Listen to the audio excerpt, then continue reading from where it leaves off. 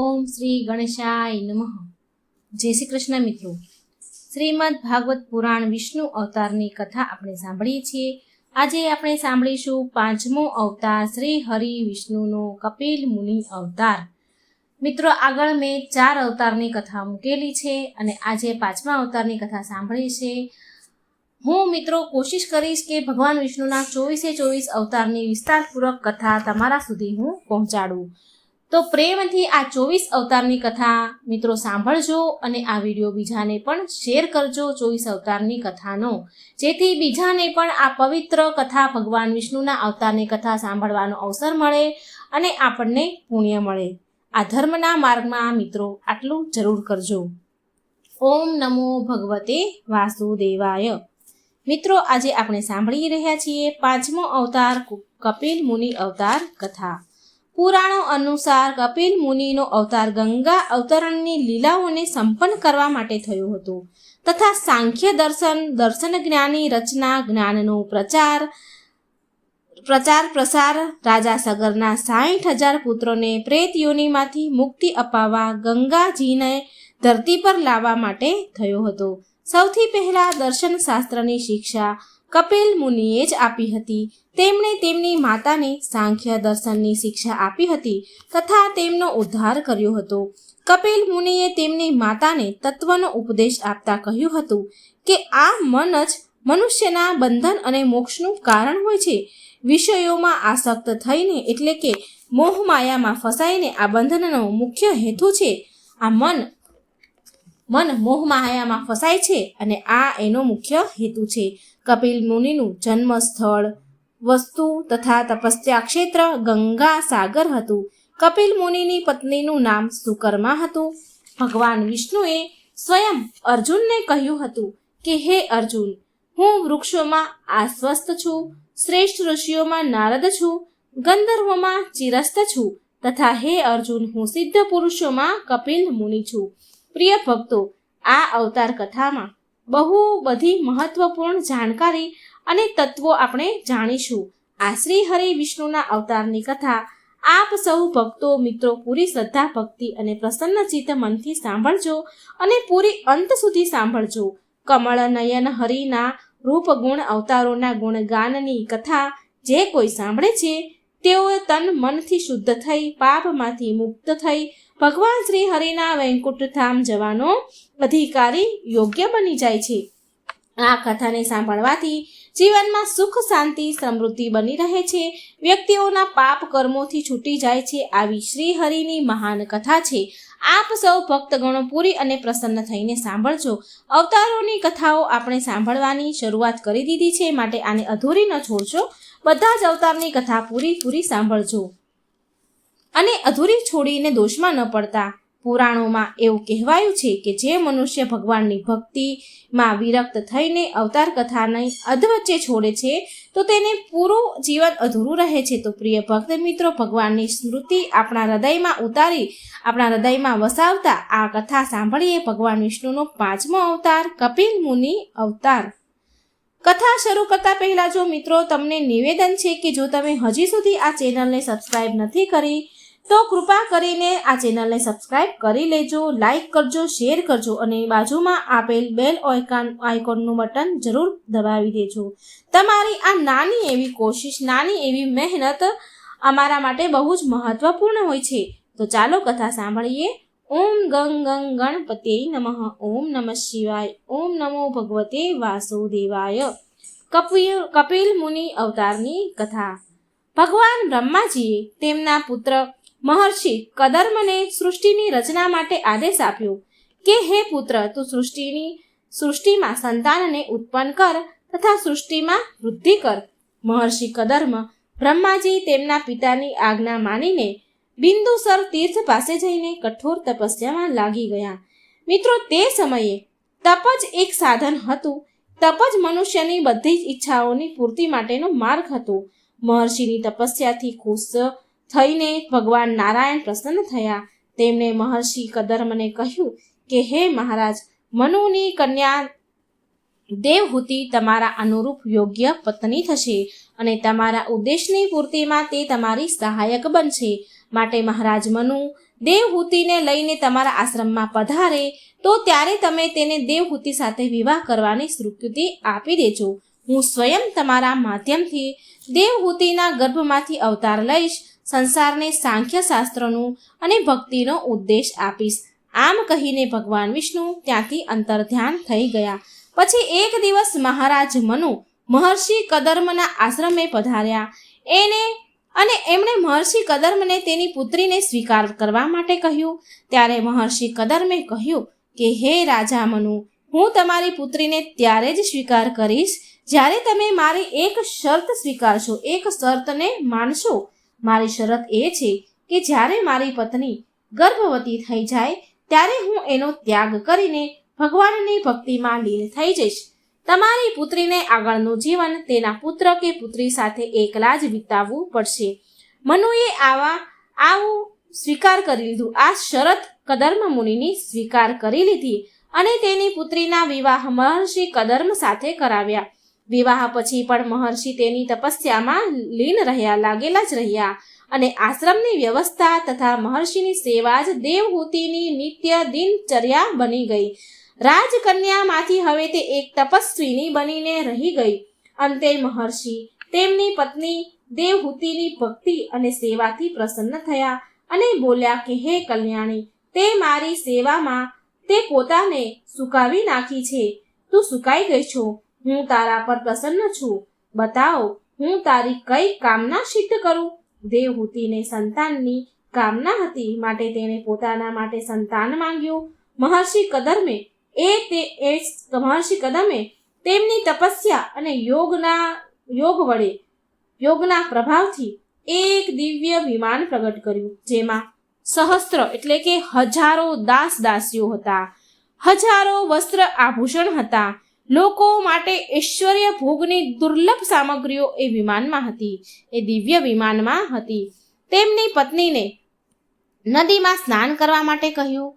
જ્યારે તેમની પત્ની દેવહૂતિ નદીમાં સ્નાન કરવા ગઈ તો સ્નાન કર્યા પછી તેનું રૂપ અને એના અંગ શરીર પહેલાની જેમ, જ્યારે એ રાજકુમારી હતી જેવી રીતે પહેલીવાર એ એમને મળવા આવી હતી, જેવી રૂપવાન હતી એવી જ થઈ ગઈ. તેનું શરીર ફૂલોની જેમ કોમળ થઈ ગયું. તેની આત્મા ચમકવા લાગી. હવે તેની પત્નીનું આવું રૂપ જોઈને મહર્ષિ કદર્મ તેમની પત્ની સાથે વિમાનમાં બેસીને ચાલ્યા ગયા અને એ વિમાનમાં ગ્રહસ્થ સુખ ભોગવતા તેમને વર્ષો વીતી ગયા. તેમની પત્ની દેવહૂતિએ 9 પુત્રીઓને જન્મ આપ્યો, જેના વિવાહ મહર્ષિ મરીચી, મહર્ષિ અત્રિ, અંગીરા વગેરે સાથે કર્યા. મહર્ષિ કદર્મે વિચાર્યું કે આ બધા ગ્રહસ્થ જીવન ભૌતિક ભોગોમાં લાગીને જીવન નષ્ટ થઈ ગયું. હવે મહર્ષિ કદર્મને અંદર ફરી વૈરાગ્યનો ભાવ ઉત્પન્ન થઈ ગયો. તેમણે એકલા જ તપ કરવા માટે વનમાં જવાનો નિર્ણય લીધો. દેવહૂતિએ અત્યંત વ્યાકુળ થઈને એમના પતિને દયાભર્યા દીનભર્યા શબ્દો કહ્યા. દેવહૂતિએ કહ્યું કે હે દેવ, હું ઇન્દ્રિયોના વિષયમાં લાગી રહી, હું તમારા પ્રભાવથી અજાણ રહી, છતાં પણ તમારા જેવા મહાન પુરુષનો સંગ કલ્યાણકારી જ હોય છે, માટે મારા ઉદ્ધારનો માર્ગ બતાવવાની કૃપા કરો. મહર્ષિ બોલ્યા, હે ભદ્રે, વ્યાકુળ ન થાવ. તમારા ગર્ભથી પરમ પુરુષ ભગવાન વિષ્ણુ પ્રગટ થવાના છે. એ તમને તત્વજ્ઞાનનો ઉપદેશ આપશે. હું એમના દર્શન કરીને જ અહીંથી જઈશ. સમય જતાં ભગવાન કપિલે દેવહૂતિના ગર્ભમાંથી જન્મ લીધો. મહર્ષિ કદર્મ તેમનું દર્શન કરી આદેશ મેળવી અને તપ કરવા માટે વનમાં ચાલ્યા ગયા. ભગવાન કપિલે માતાને તત્વજ્ઞાનનો ઉપદેશ આપતા કહ્યું કે આ મન મનુષ્યના બંધનને મોક્ષ માટેનું કારણ છે. વિષયોમાં આસક્ત થવાનો, માયામાં ફસાવાનો આ મનનો બંધનનો હેતુ હોય છે, પરંતુ પરમાત્મામાં લીન થવાથી એ જ મોક્ષનું કારણ બની જાય છે. માટે મનુષ્યએ બધી બાજુથી મન પાછું વાળીને મોહમાયાથી મન ખેંચીને મનને ભગવાનમાં પોરવવું જોઈએ, લીન કરવું જોઈએ. આ પ્રકારે તેમણે તેમની માતાને ભક્તિ અને સાંખ્ય શાસ્ત્રનો ઉપદેશ આપીને ભગવાન કપિલ સમુદ્ર તટ પર ચાલ્યા ગયા અને સમુદ્રએ તેમને એની અંદર સ્થાન આપ્યું. દેવહૂતિ પણ તેમના ઉદ્દેશ અનુરૂપ ભગવાનમાં મન પોરવીને મુક્ત થઈ ગયા. હવે કપિલ મુનિનો અવતાર તો થઈ ગયો, તેમણે તેમની માતાનો ઉદ્ધાર પણ કરી દીધો. ભગવાન વિષ્ણુએ કદર્મ ઋષિને વચન આપ્યું હતું કે એ તેમના પુત્રના રૂપમાં જન્મ લેશે, તો ભગવાને જન્મ પણ લઈ લીધો. હવે તેમનો મુખ્ય ઉદ્દેશ એક બીજો પણ બાકી હતો. એ ઉદ્દેશ હતો પૃથ્વી પર ગંગાનું અવતરણ કરવું. આના માટે સૌથી પહેલા આપણે રાજા સગરની કથા સાંભળવી પડશે. ચાલો તો આપણે સાંભળીએ રાજા સગરની કથા, જે ગંગા અવતરણ અને કપિલ મુનિથી જોડાયેલી છે. સૂર્યવંશમાં બાહુ નામના એક રાજા થયા હતા. આમના પિતાના નામ પર જ ભવિષ્યમાં રાજા બાહુના પુત્ર રાજા સગર થયા હતા, જેના 60,000 પુત્ર હતા. વિસ્તારપૂર્વક આ કથા સાંભળીશું મિત્રો આપણે. રાજા સગરના પિતા બાહુ ધર્મપરાયણ રાજા હતા. એ એમની પ્રજાનું પાલન તેમના પુત્રો સમાન કરતા હતા. પાપીઓને ઉચિત દંડ આપતા હતા. આથી સમસ્ત પ્રજા નિર્ભય થઈને ધર્મપૂર્વક રહેતી હતી, જીવન જીવતી હતી. તેના રાજ્યમાં અન્ન વસ્ત્રની કોઈ કમી ન હતી, જેથી સમસ્ત પ્રજા સુખમય જીવન વ્યતીત કરી રહી હતી. એક સમયે રાજા બાહુના મનમાં અહંકાર ઉત્પન્ન થયો. એમને એવો વિચાર આવ્યો કે આખી પૃથ્વી પર મારા જેવો કોઈ રાજા નથી. મારા રાજ્યમાં બધી બાજુ સુખ શાંતિ છે. મેં મારા બધા જ શત્રુને જીતી લીધા છે. મને બધા જ વેદ શાસ્ત્રોનું જ્ઞાન છે. આ પૃથ્વીમાં મારા જેવું કોઈ નથી, મારાથી મોટું કોઈ નથી. જ્યારે મનુષ્ય પોતાને બધા કરતાં શ્રેષ્ઠ માનવા લાગે છે, તો તેના બીજામાં દોષ અવગુણ દેખાવા લાગે છે. જે બીજામાં દોષ અવગુણ જુએ છે, તો એની વાણી પણ કઠોર થઈ જાય છે, કડવી બની જાય છે. જેનું મન સદાય બીજામાં દોષ જોવામાં જ રહે છે અને કઠોર ભાષણ કર્યા કરે છે, તેના પ્રિયજનો, સગાવાલા, મિત્ર, શત્રુ બધા એના દુશ્મન બની જાય છે. પછી આ પ્રકારે અહંકાર વધવાને કારણે રાજા બાહુ અત્યંત કઠોર ઉત્દંડ બની ગયા અને પરિણામ સ્વરૂપ તેના બહુ બધા દુશ્મન બની ગયા. હયહ અને લાલચમ કુળના ક્ષત્રિયોએ તેમને સાથે પ્રબળ દુશ્મની થઈ ગઈ.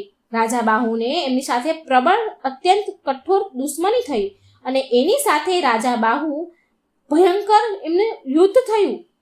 યુદ્ધમાં રાજા બાહુ હારી ગયા અને દુઃખી થઈને તેની બંને રાણીઓને સાથે વનમાં ચાલ્યા ગયા અને ત્યાં જીવન જીવવા લાગ્યા. વનમાં દુઃખ અને સંતાપથી રાજા બાહુનું શરીર ગળી ગયું, સુકાવા લાગ્યું, નબળું પડી ગયું અને થોડા સમય પછી એ વનમાં જ મૃત્યુ પામ્યા. તે જ સમયે એમની નાની પત્ની ગર્ભવતી હતી. પતિના ગુજરી ગયા પછી તેને બહુ દુઃખ થયું અને એણે પણ તેની નાની પત્નીએ પણ તેમની સાથે જ ચિતામાં બળવાનો નિર્ણય કર્યો, સતી થવાનો નિર્ણય કર્યો. હવે તે સ્થાનથી થોડે દૂર અર્વ મુનિનું આશ્રમ હતું. અર્વ મુનિ અત્યંત પરમ તેજસ્વી હતા. તેમણે ત્રણેય કલાનું જ્ઞાન હતું.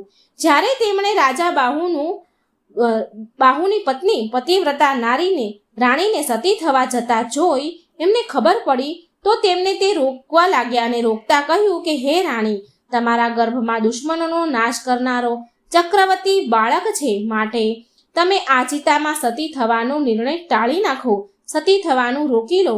આમ પણ શાસ્ત્રમાં ગર્ભવતી સ્ત્રીને સતી થવાનો નિષેધ છે. માટે તમે જો તમારી ઈચ્છાથી સતી થવા માંગો છો, પણ તમારા ગર્ભમાં મોટું થઈ રહેલું જે બાળક છે એને મારવાનો તમારો કોઈ અધિકાર નથી. માટે તમારે આ પાપ ન કરવું જોઈએ. મુનિએ આ પ્રકારે કહ્યું. આ પ્રકારના વચન સાંભળીને તે ઋષિ મુનિની વાત માનીને બંને રાણીઓ તેમના પતિના અંતિમ સંસ્કાર કર્યા અને એમના કહેવાથી એમના આશ્રમમાં અર્વ મુનિના આશ્રમમાં રહેવા લાગ્યા. અર્વ મુનિના આશ્રમમાં રહીને બંને રાણીઓ મહર્ષિના સેવા સત્કાર કરવા લાગ્યા અને સમય વિતાવા લાગી. પણ નાની રાણી તેના પૂર્વ સંસ્કારના કારણે સેવા કર્મમાં વિશેષ ધ્યાન આપતા, વિશેષ મન લગાવતા અને અર્વ મુનિના સુંદર પ્રવચનો, કથાઓ, ઉપદેશો સાંભળતા, હૃદયમાં ઉતારતા અને હંમેશા પરમેશ્વરનું ધ્યાન અને ભજનમાં સંલગ્ન રહેતા હતા. સૌથી મોટી રાણીના મનમાં એના પ્રત્યે ઈર્ષા થવા લાગી અને એક દિવસ મોટી રાણીએ નાની રાણી ગર્ભવતી રાણી હતી એને ભોજનમાં ઝેર ભેળવી આપ્યું. પણ ઈશ્વરની કૃપાથી એ ઝેરનો પ્રભાવ નાની રાણી પર પડ્યો નહીં અને ના તો એના ગર્ભમાં રહેલા બાળક પર એ ઝેરનો કોઈ પ્રભાવ પડ્યો. હવે જુઓ, સમય આવવા પર નાની રાણીએ એક સુંદર પુત્રને જન્મ આપ્યો. અર્વ મુનિએ તે ઝેર સાથે ઉત્પન્ન થયેલા બાળકનું નામ સગર રાખ્યું. માતાએ બાળક સગરનું બહુ પ્રેમથી પાલન કર્યું, પોષણ કર્યું. જ્યારે બાળક સગર થોડો મોટો થયો તો અર્વ મુનિએ તેનો જ્ઞાનરૂપી સંસ્કાર કર્યા અને સગર બાળકને શાસ્ત્રોનું જ્ઞાન આપ્યું, અધ્યયન કરાયું અને સાથે અસ્ત્ર શસ્ત્રની શિક્ષા આપી. અર્વ મુનિ પાસેથી શિક્ષા મેળવીને બાળક સગર બળવાન, બુદ્ધિવાન અને ધર્માત્મા થયા. એક દિવસ સગરે તેની માતા પાસેથી તેના પિતા વિશે જાણવાની ઈચ્છા વ્યક્ત કરી. ત્યારે તેમની માતાએ તેને બધી જ વાત કહી કે કયા પ્રકારે શત્રુઓથી હારી તેમના પિતા વનમાં ચાલ્યા આવ્યા અહીં અને આ મુનિના આશ્રમમાં તેમનો જન્મ થયો. બધી જ વાત જાણીને સગર રાજાને મનમાં ભયંકર ક્રોધ આવ્યો અને તેણે તેની માતાની સામે પ્રતિજ્ઞા લીધી કે તેના પિતાના શત્રુનો નાશ કરશે અને ખોવાયેલું રાજ્ય તેમના પિતાનું પાછું મેળવશે. ત્યારે તેમની માતા પાસેથી આજ્ઞા લઈને સગર અર્વ મુનિની પાસે ગયા અને એમના આશીર્વાદ લઈને ત્યાંથી ચાલ્યા ગયા. તેમના કુળ ગુરુ વશિષ્ઠ મુનિ પાસે આવ્યા. કુળ ગુરુ વશિષ્ઠને મળીને તેમણે પ્રણામ કર્યા સગરે, અને સગર રાજાએ બધા જ સમાચાર કહ્યા વશિષ્ઠ મુનિ ગુરુદેવને. મહર્ષિ વશિષ્ઠ સગર રાજાને જોઈને બહુ ખુશ થયા અને તેમણે વિભિન્ન પ્રકારના અસ્ત્ર શસ્ત્ર તેમને પ્રદાન કર્યા. આ પ્રકારે બધા જ દિવ્ય અસ્ત્ર શસ્ત્રથી શોભીને સગર રાજા કુળ ગુરુ વશિષ્ઠ પાસેથી આજ્ઞા લઈને તેમના પિતાના શત્રુઓ સાથે યુદ્ધ કરવા ગયા. શૂરવીર સગર બહુ ઓછા સમયમાં બધા જ શત્રુ રાજાને હરાવી દીધા અને રાજ્ય પાછું મેળવ્યું. ત્યારે શક, યવન તથા અન્ય રાજાઓ તેમના પ્રાણ બચાવવા વશિષ્ઠ મુનિની વાત માનીને સગરે રાજાઓને પ્રાણદાન આપી દીધું અને વશિષ્ઠ મુનિ સગર રાજા પર બહુ પ્રસન્ન થયા અને અન્ય તપસ્વી મુનિઓને સાથે લઈને સગર રાજાનો રાજ્ય અભિષેક કર્યા. ત્યાર પછી રાજા સગર અર્વ મુનિના આશ્રમ ગયા અને તેમની આજ્ઞા લઈને તેમની બંને માતાઓને તેમની સાથે રાજમહેલમાં લઈ આવ્યા અને સુખપૂર્વક રાજ્ય કરવા લાગ્યા. આગળ જઈને સગર રાજાએ 2 વિવાહ કર્યા. તેમની 2 પત્ની હતી. એકનું નામ હતું કેશમી અને બીજીનું નામ હતું સુમતી. રાજા સગરની બંને રાણીઓ રૂપવાનમાં એકથી એક ચડિયાતી સુંદર હતી અને એના રૂપનું, એમના યૌવનનું, એની સુંદરતાનું બંને રાણીઓને બહુ જ અભિમાન હતું અને આ અભિમાનના કારણે તે બંને રાણીઓને કેટલાય વર્ષો થઈ ગયા છતાં સંતાન પ્રાપ્ત થયા નહીં. માટે સંતાન પ્રાપ્ત કરવા માટે રાજા સગર બંને પત્નીઓને સાથે લઈ હિમાલય પર્વતની ગુફામાં તપસ્યા માટે ગયા.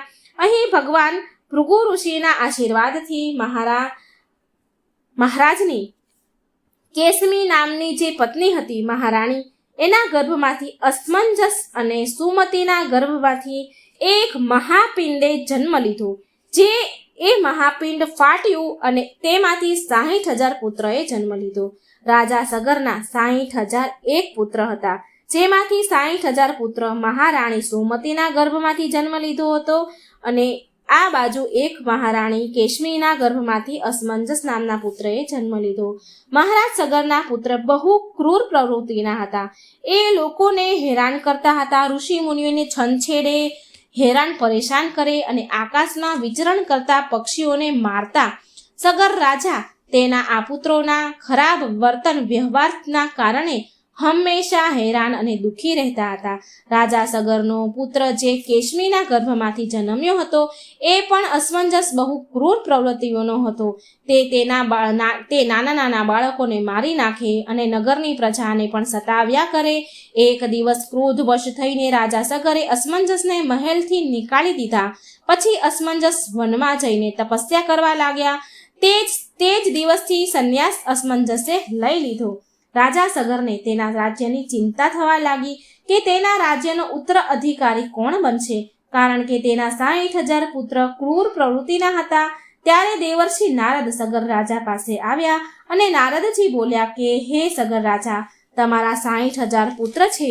તમે આ પૃથ્વીના એક શક્તિશાળી રાજા છો, તો તમે એક અશ્વમેઘ યજ્ઞ કરાવો અને એના ફળ સ્વરૂપ તમારા પુત્રને શું બુદ્ધિ પ્રાપ્ત થશે. પરંતુ જ્યારે અસમંજસને આ વાતની ખબર પડી તો મહારાજ સગર પાસે અસમંજસ આવ્યા અને મેં અશ્વમેઘ યજ્ઞ કરવાની ના કહી. તો અસમંજસ મહારાજ સગર પાસે આવ્યા અને એમને આ નિવેદન કર્યું હાથ જોડીને કે તમે અશ્વમેઘ યજ્ઞ ન કરો.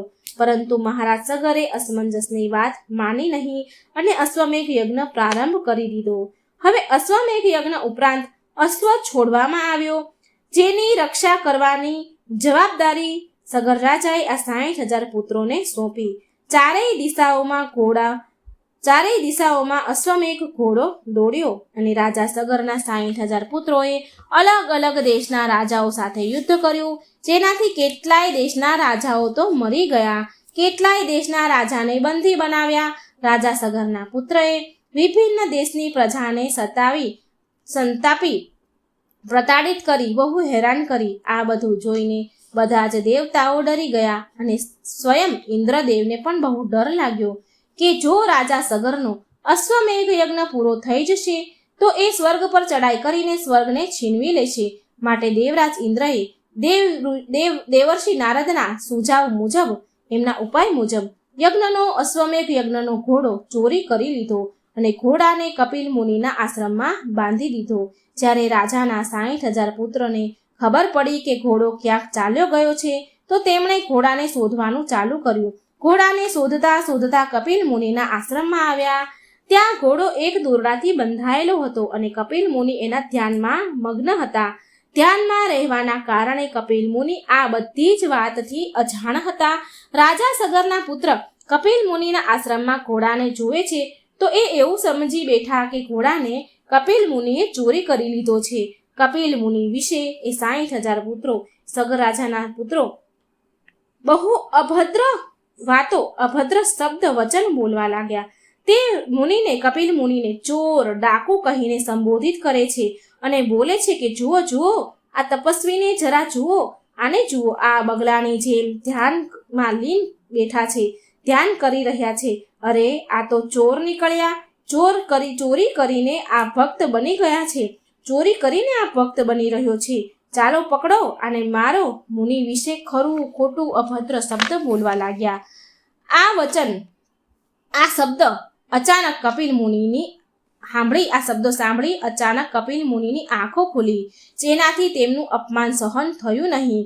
આ શબ્દો એમનાથી સંભળાયા નહીં, એમનું અપમાન એમનાથી સહન થયું નહીં.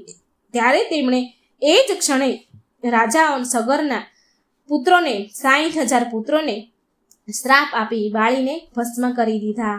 આ તરફ સગર રાજાને તેના પુત્રની ચિંતા થવા લાગી.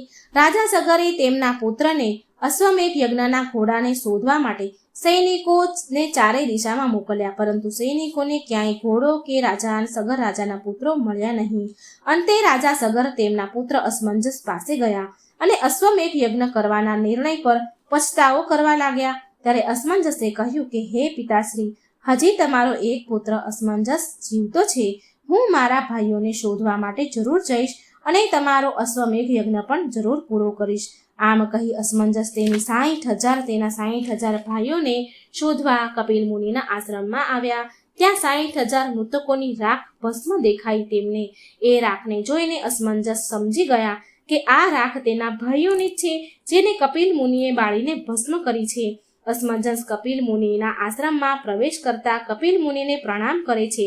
ત્યારે કપિલ મુનિએ અસમંજસને પરિચય આપીને પૂછ્યું કે કોણ છો તમે? એટલે અસમંજસ બોલ્યા કે હું અયોધ્યા નરેશ રાજા સગરનો પુત્ર અસમંજસ છું અને આ 60,000 મૃતકની જે રાખ છે, જે ભસ્મ છે, આ રાજા સગરના પુત્ર અને મારા ભાઈઓ છે. હું મારા ભાઈઓ તરફથી તમારી માફી માંગુ છું. અસમંજસના વિનમ્ર વચન સાંભળીને કપિલ મુનિ પ્રસન્ન થયા અને તેમણે મહારાજ સગરના 60,000 પુત્રોને તારવા માટે રસ્તો બતાવ્યો કે જ્યારે તમારા વંશમાં રાજા ભગીરથ જન્મ લેશે, તેની તપસ્યાના પ્રભાવથી એ ગંગાજીને ધરતી પર લાવશે અને મા ગંગાના તર્પણથી જ તમારા ભાઈઓની મુક્તિ મળશે. કપિલ મુનિ બોલ્યા કે પુત્ર અસમંજસ, તું આ યજ્ઞનો ઘોડો લઈ જા અને તારા અશ્વમેઘ યજ્ઞને પૂરો કરજે. આ બધું વિધિના વિધાન પ્રમાણે જ થઈ રહ્યું છે, કોઈ શોક ન કરો તમે. અસમંજસ કપિલ મુનિને પ્રણામ કરીને અયોધ્યા પાછા આવ્યા અને તેમના 60,000 ભાઈના મૃતકના સમાચાર રાજા સગરને આપ્યા. રાજા સગરને તેના પુત્રોના 60,000 પુત્રોનું મૃત્યુ થયું. આ વાત સાંભળી એમને બહુ આઘાત લાગ્યો. એણે તેમનો અશ્વમેઘ યજ્ઞ પૂરો કર્યો અને અસમંજસના પુત્ર અંશુમનને અયોધ્યાના રાજા બનાવી દીધા. અમુક ગ્રંથોમાં અસમંજસના પુત્ર અંશુમન વિશે બતાવ્યું છે કે તેમણે કપિલ મુનિને પ્રાર્થના કરી હતી અને કપિલ મુનિએ તેમને ઉદ્ધારનો રસ્તો બતાવ્યો હતો. રાજા સગર હિમાલય ચાલ્યા ગયા અને ત્યાં તપસ્યા કરવા લાગ્યા. ગંગાજીને પૃથ્વી પર લાવવા માટે પણ એ સફળ થયા નહીં અને એ પણ તેનો દેહ ત્યાગ કરીને ભગવાનના પરમધામ ચાલ્યા ગયા. ત્યાર પછી અંશુમન અને રાજા દિલીપે પણ કોશિશ કરી ગંગાજીને પૃથ્વી પર લાવવાની, પણ એ પણ અસફળ રહ્યા. એણે પણ તપસ્યા કરી પણ એ પણ ધરતી પર ગંગાજીને લાવી ન શક્યા. ત્યાર પછી દિલીપના પુત્ર ભગીરથે તપસ્યા કરી. ભગીરથની તપસ્યાથી પ્રસન્ન થઈને બ્રહ્માજીએ તેને વર માંગવા કહ્યું. એટલે ભગીરથે ગંગાજીને માંગ્યા. એટલે બ્રહ્માજી બોલ્યા કે હે રાજા ભગીરથ, જો તું ગંગાનું પૃથ્વી પર અવતરણ ઈચ્છે છે, પણ તે પૃથ્વીને પૂછ્યું છે કે ગંગાનો ભાર અને વેગ તે સંભાળી શકશે? મારું વિચારને મારું કહેવું છે કે ગંગાજીનો વેગ સંભાળવાની શક્તિ માત્ર ને માત્ર ભગવાન શંકરમાં જ છે.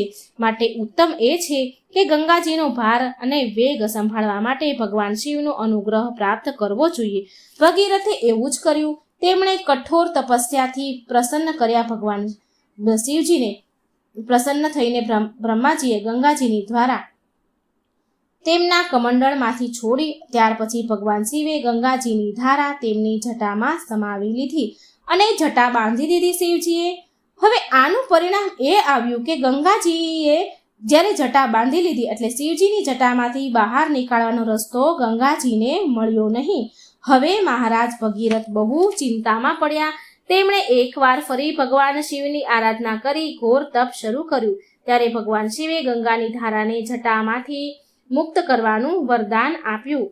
આમ શિવજીની જટામાંથી છૂટીને ગંગાજી વાદળની ઘાટીઓમાંથી કળકળ અવાજ કરતી પૃથ્વી પર આવ્યા. આવી રીતે ભગીરથ ગંગાનું પૃથ્વી પર અવતરણ કરીને બહુ ભાગ્યશાળી થયા. તેમણે તેના 60,000 ભાઈઓને ગંગાજીના તર્પણથી મુક્ત કર્યા. આવી રીતે તેમણે તેમના ભાઈઓનો ઉદ્ધાર કર્યો, તેમના પિતૃઓને મુક્ત કર્યા, મોક્ષ આપ્યો અને એ માતા ગંગાની કૃપાથી ભગવાન વિષ્ણુના પરમધામ ગયા. ભગીરથ આ બધું જ થયું કપિલ મુનિના કારણે.